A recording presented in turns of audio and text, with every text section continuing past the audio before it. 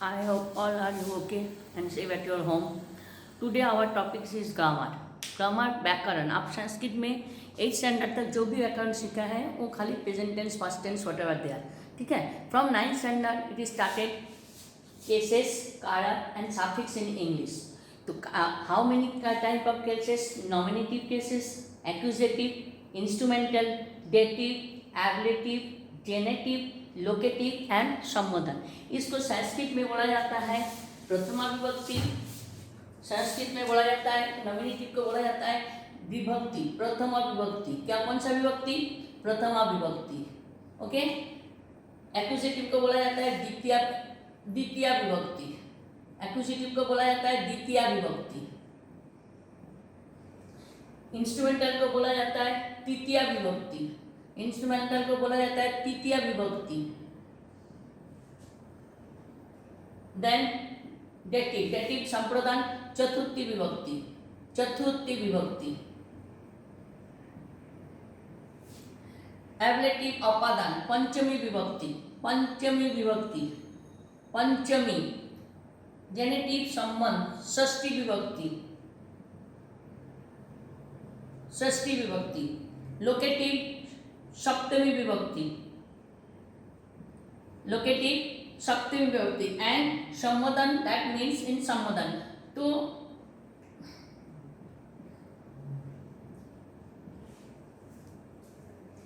and when we have to say that is the nominative, accusative. Okay, nominative, accusative, accusative, instrumental, dative, ablative, genitive, locative and संबोधन. इन संस्कृत बोला जाता है प्रथमा विभक्ति, द्वितीय विभक्ति, तृतीय विभक्ति, चतुर्थी विभक्ति, पंचमी विभक्ति, षष्ठी, सप्तमी एंड संबोधन. संबोधन दैट मीन्स सेम एंड प्रथमा विभक्ति. हम लोग जब राम को बुला रहे हैं तो भगवान को बुलाते हैं, तब हम हे राम नहीं बोल सकते, हे देव नहीं बोल सकते हैं.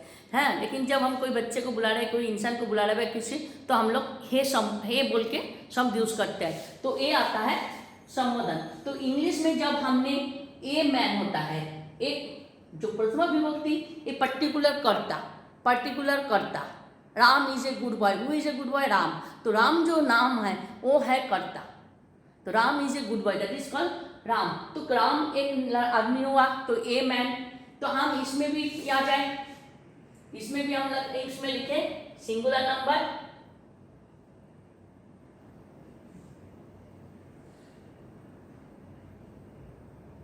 Singular number in Sanskrit you know that there are three numbers are there: singular number, dual number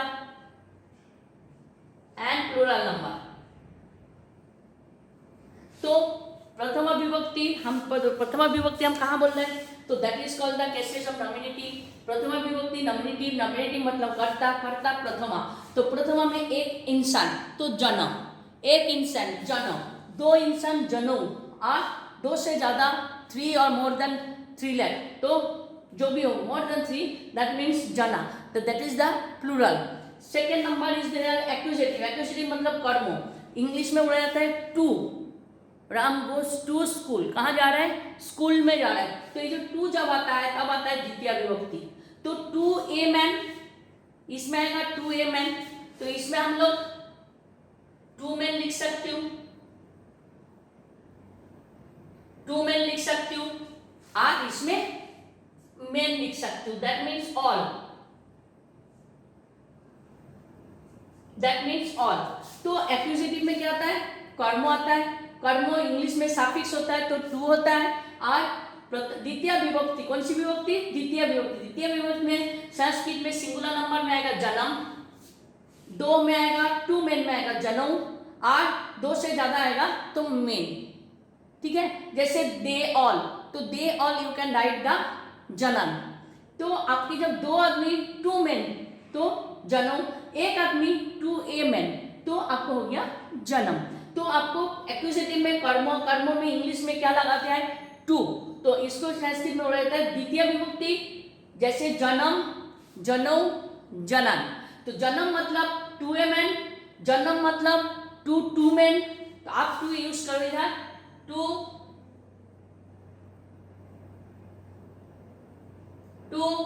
man और टू मेन. To all. तो टू ऑल. आप इसमें लिख सकते हो जन्म, जनौ, जनन, जन्म, जन्म, जनौ, जनन। जन्म में आपके हसंत आएगा, it is very compulsory, okay.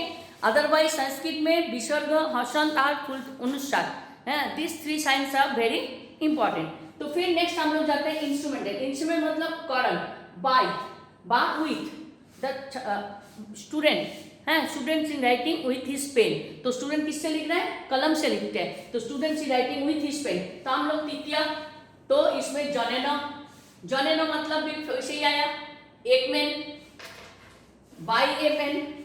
तो जन्म मतलब भी टू ए मैन, जन्म मैन, टू मैन, और जनन मतलब ऑल मैन।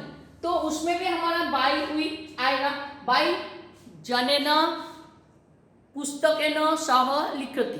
तो वो जो इंसान है वो किससे लिखे, कलमेन सह लिखति, तो कलम से लिखते हैं तो जनेन। तो विथ द पेन, जनाभ्याम आएगा आपका डुअल नंबर में, जनाभ्याम मतलब 2, तो 2 इंसान है, और उसमें आएगा संस्कृत में प्लूरल में आएगा जनोई। तो आप जब भी पेन से लिखते हो, पेंसिल से लिखते हो, तो बाय का विथ यूज होता है इंग्लिश में, तो संस्कृत में आता है जनेन। तो आप इसमें लिख सकते हो बाय, बाय पेन, कुछ भी लिखो तो किसको को समझा में जाएगा, a man, by a man. तो एक कलम से लिखते हैं, by two man, by two man,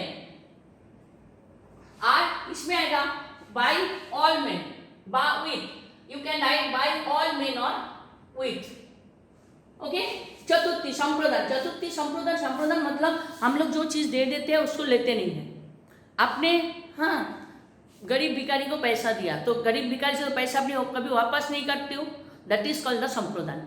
भैया पिता पुत्राय, हाँ संप्रदान करती, पिता पुत्री को पुत्री, तो पिता पुत्री को क्या करते हैं, संप्रदान करते हैं। संप्रदान करते मतलब शादी दे दिया, संप्रदान कर दिया, दैट मीन्स वो नहीं चाहते कि कभी वापस आए, तो दैट इज कॉल्ड संप्रदान। हम लोग क्या करते हैं, अभी अम्पन हुआ, अभी कुछ भी हुआ, तो हम लोग पैसा देते हैं, डोनेट करते हैं, तो डोनेट करने के बाद हम उसको वापस नहीं लेते हैं, दैट इज कॉल्ड द संप्रदान। तो संप्रदान होता है आपका फॉर से, we have to give to the money है for blood affected people, flood affected people. तो हम लोग किसको दिया, फ्लड अफेक्टेड, जो वन्यतान में हम लोग क्या दिया, पैसा दिया, तो पैसा तो कभी आपके पास वापस नहीं आएगा, तो तब आता है फॉर, तब आता है फॉर। तो आप इसमें जनाए लिख सकते हो, तो कौन सी विभक्ति आएगी, है चतुर्थी विभक्ति, तो for a man, a for to man, for to man, for to man, okay. तो जना, जना दैट मीन्स द डेटिव संप्रदान, संप्रदान दैट मीन्स चतुर्थी, चतुर्थी विभक्ति, चतुर्थी विभक्ति जना for a man, for to man, for all man, for all. तो ये जो संप्रदान मैंने पहले ही बोली, संप्रदान जो दान हम कर देते हैं कभी लेते नहीं है।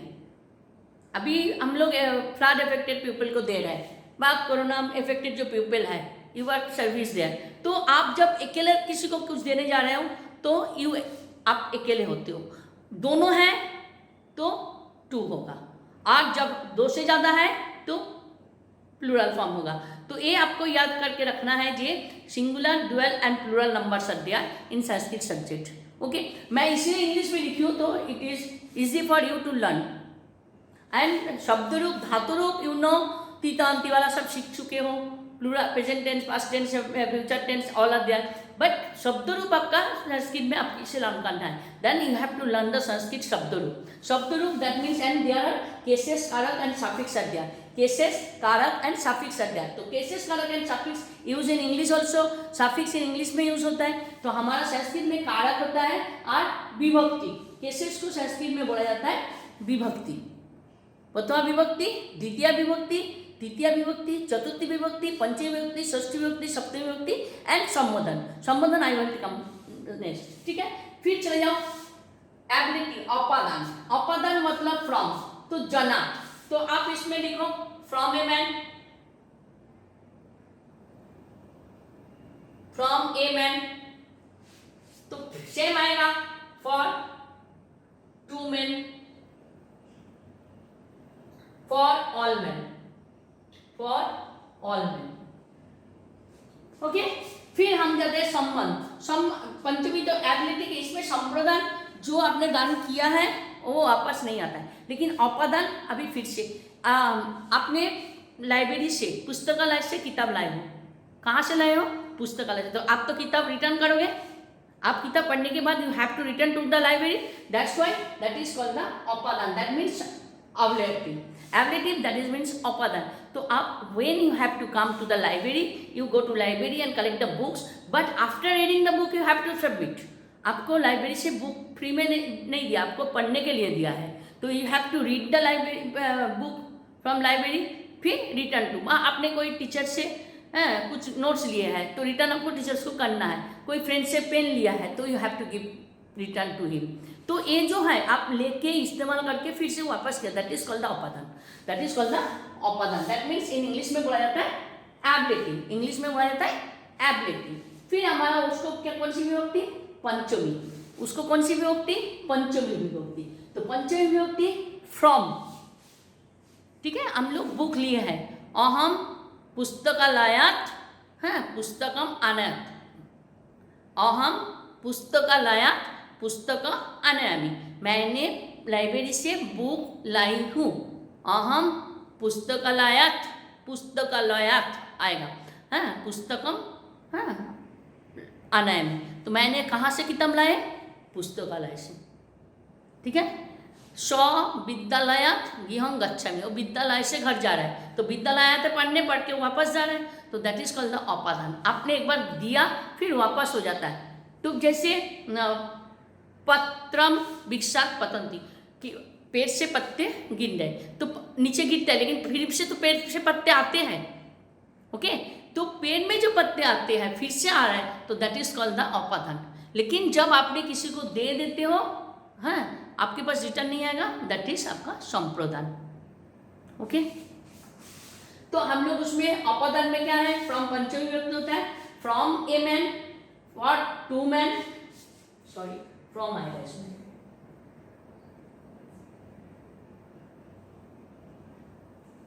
From two man, okay.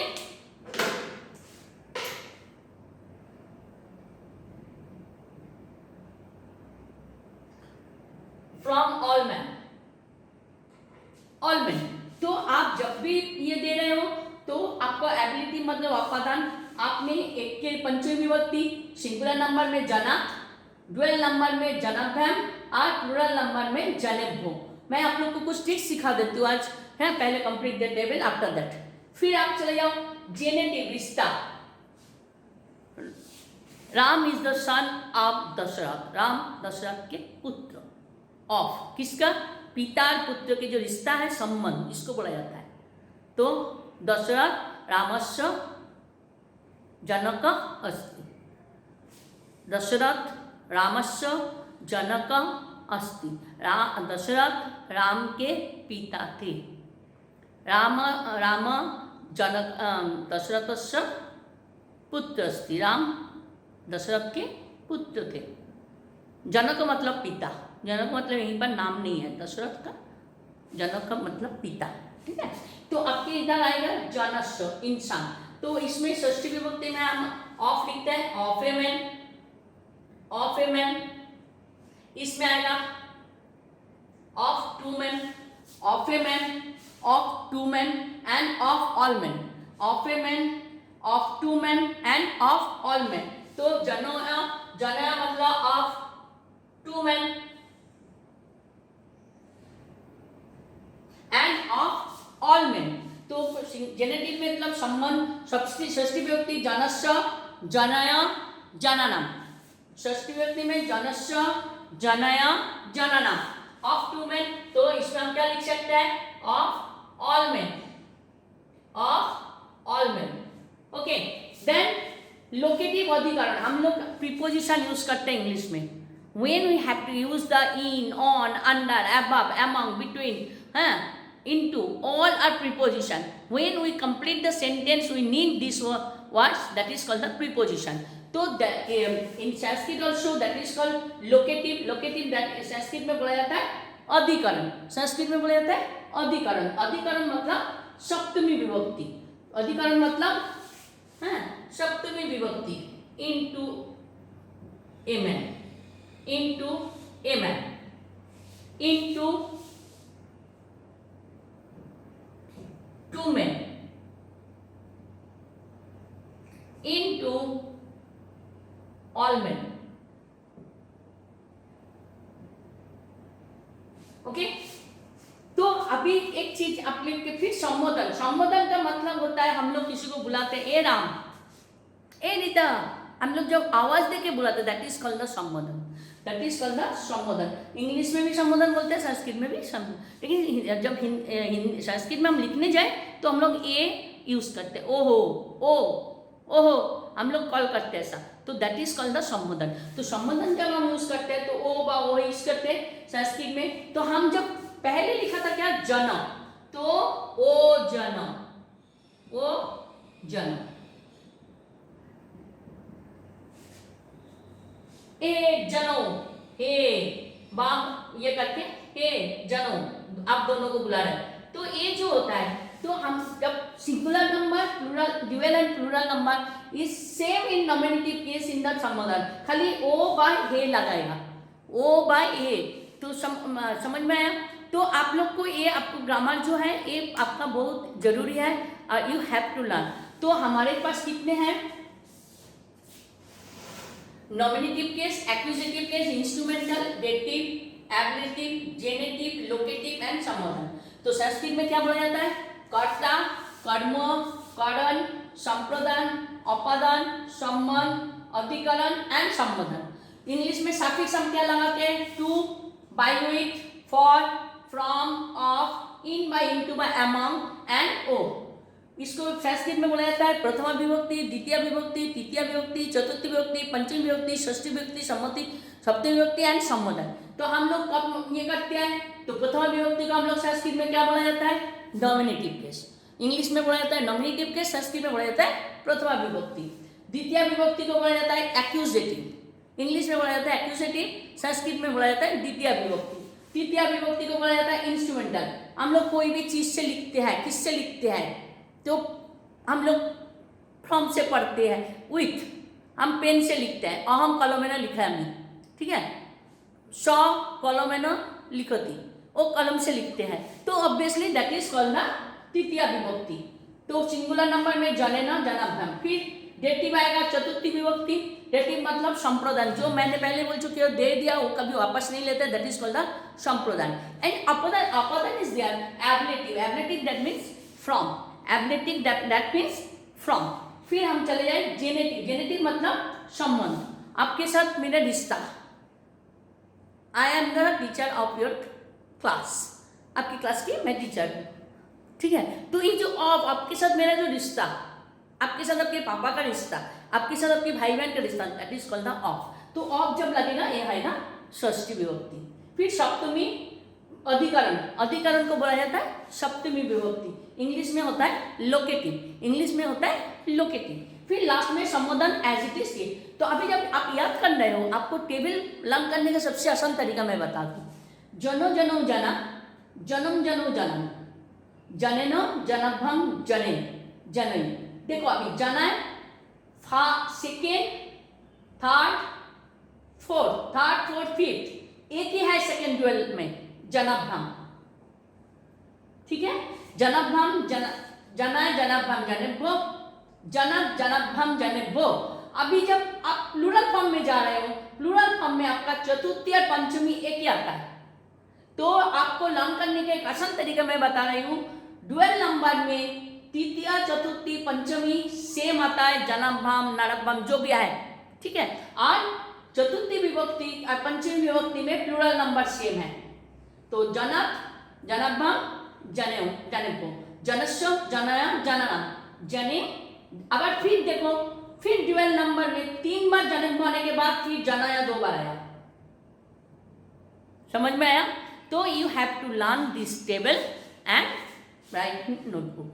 Okay, have a nice day, all the best.